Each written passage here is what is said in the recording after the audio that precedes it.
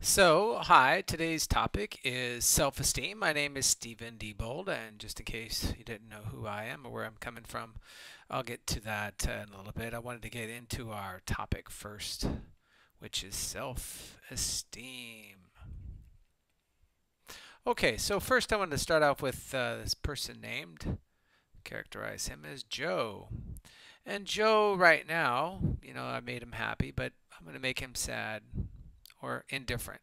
Why is Joe indifferent? And what I wanted to go over really quickly is how your self esteem is inextricably tied to your value system and society's value system, and how that informs how you feel about yourself if you give society that much power. So let's say these things are fanning out.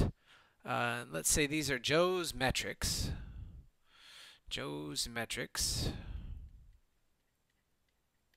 for happiness. And let's say Joe's metrics for happiness that he has an equation in his head that he has to have, and let's call this the H equation, which is his happiness equation. And we'll say that's H1 plus H2 plus H3 equals, his happiness quotient of H. Okay?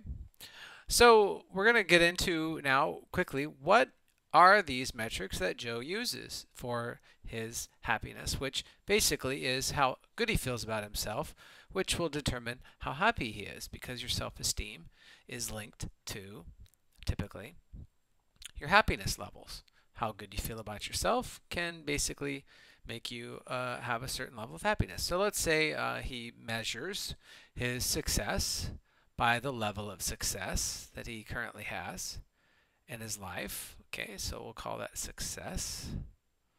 So if you can read that, success. And we'll say that right now his success levels are low. It's he has a thumbs down, if you will. And he's not doing so hot in the success department, and so that's down. Then let's say the next metric he uses is his looks. People often use their looks, and let's say he's not feeling so hot about his looks. And let's say another spectrum that Joe uses to evaluate himself and his happiness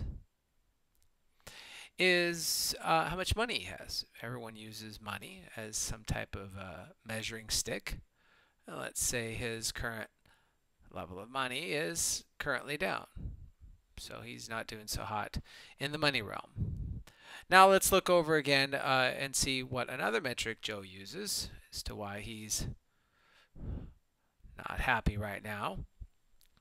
And let's say that is his relationships. So let's say relationships. Relationships. You can read that. Sorry about that. It's not so good, but that's relationships. And so those relationships aren't doing so hot. And those are down. Then the next thing he looks at is maybe he doesn't like his personality. He's not so hot thinking about how he feels about his personality. Maybe there's aspects of his personality he thinks other people don't like. He doesn't like those things, and maybe he thinks they get in his way. Maybe he's been, had some rejection or whatever around that area, and so he scores his personality as low. Another area, let's say, that Joe might use is for his metrics of happiness. Metrics for happiness is, let's say, his status in life. Let's say his status in life is also pretty low. Let's say his job or his station in life puts him in a low status area. So he is unhappy about that, and isn't too ecstatic about it. Now let's say another thing over here that Joe measures his happiness on would basically be, let's say, his he could even say his lack of family or current family state of affairs or whatever that is. And let's say that's low. And then another one that Joe would definitely use if he's a man or even a woman would be their career. And if that's not going well, they're also unhappy. So if you look at all these areas, you can see that there's some type of metric system that Joe uses in his happiness equation over here for H. And you can see that he is currently indifferent about these different metrics. So here's what happens with people who have this kind of sense of unhappiness is, let's say this over here is the world.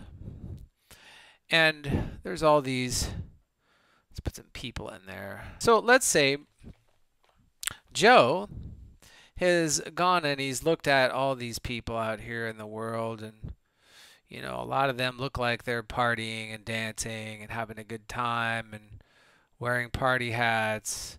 A lot of them might be, you know, vacationing and riding in sailboats and driving fast cars.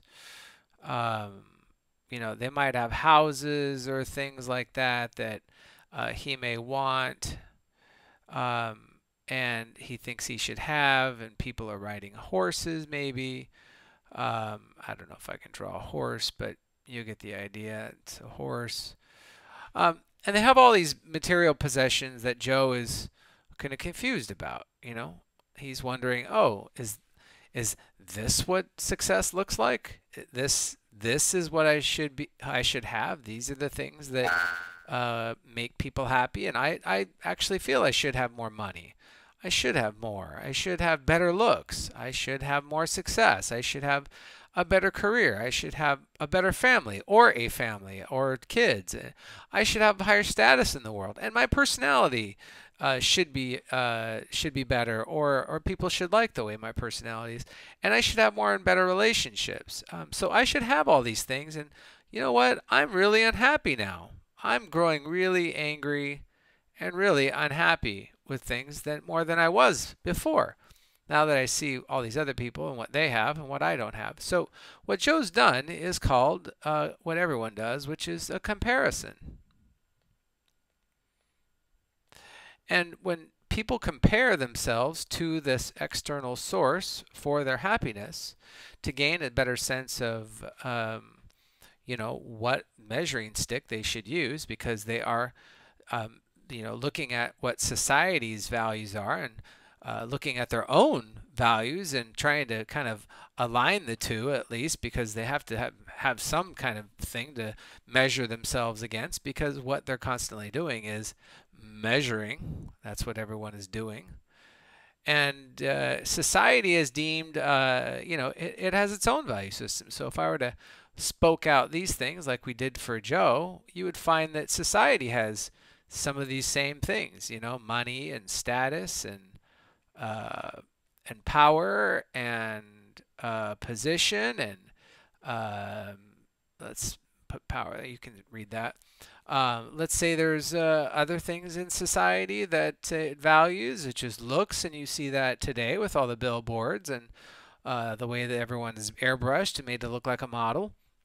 And you can see that quickly that everyone is measuring themselves to some level of standards or something in order to kind of figure out what it is or where they are and how they place in the world that they're in, and how they feel about themselves for which place they are in the world. And if they're not in the right place, they will use these exterior indicators to figure out how they can change that. And so what happens here is there is this big gap here between the two. So there's a gap here. And what Joe is going to do is he's going to try to close this gap. And how do you think Joe is going to close that gap? He's looking out into that world. He's checking it out. He's kind of, you know, understanding some of these types of symbols that people use to kind of measure things. There's kind of this value measuring going on, and Joe wants to increase what? His self-esteem. He wants to build his self-esteem, or better yet, his value, how much he's valued. So in order to increase Joe's value, Joe knows he needs to close this gap because it's too big right now. And how has he even come up with that gap? Is he started looking at all these things that weren't going well for himself and how he felt about himself, and he was feeling pretty bad. And then he looked at the world and he saw, oh, wow, they have all these other things and I don't. And he started to increase the gap that was already there. And it started getting wider and wider and wider. And his unhappiness grew and grew and grew. And so did his anger over these things not being the way they should. So the new equation that Joe needs to come up with in order to resolve this breakdown is a new happiness equation, because his equation currently for happiness, with how he feels about himself and feeling pretty crappy and so on and so forth and measuring himself for these things, is not working. So he needs a new happiness equation. So a new happiness equation. So I'm going to give Joe a new happiness equation. And that is going to be, instead of H1 and H2, H3 and so forth, we're going to call that a G1 plus G2 plus G3 equals G. And what is G? G is gratitude.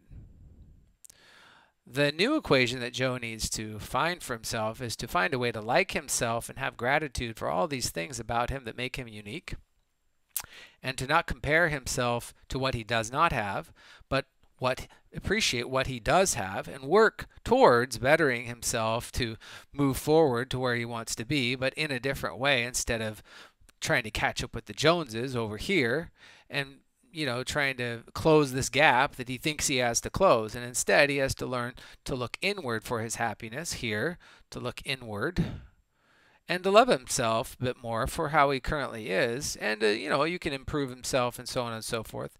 But it first comes with having gratitude. So gratitude is what I'm going to show you. And I'm going to break that out in the next video as to what gratitude is, so you can see how having gratitude, I'm going to give you a couple of steps that you can try next week of how gratitude can work to change this situation. And you'll see for yourself that affecting and adopting this new quotient, this new happiness equation, will actually increase your happiness, and you'll feel better about yourself. Until next time, my time is up. Thank you.